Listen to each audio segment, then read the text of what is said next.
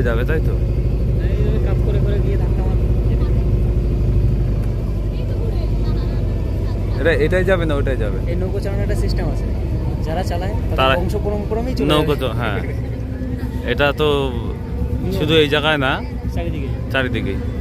এর আগে একবার একটা বাচ্চা মারা গেছিল, কি অশান্তি, কিভাবে পড়ে গেছিল? আরে কি অশান্তি, কি মারামারি। তারপর থেকেই তো নৌকোতে গাইডলাইনটা ভালো হলো, কিন্তু কালনার মতন গাইডলাইন হলো না। না, কালনা ঘাটের নাম বিশাল, বিশাল নাম।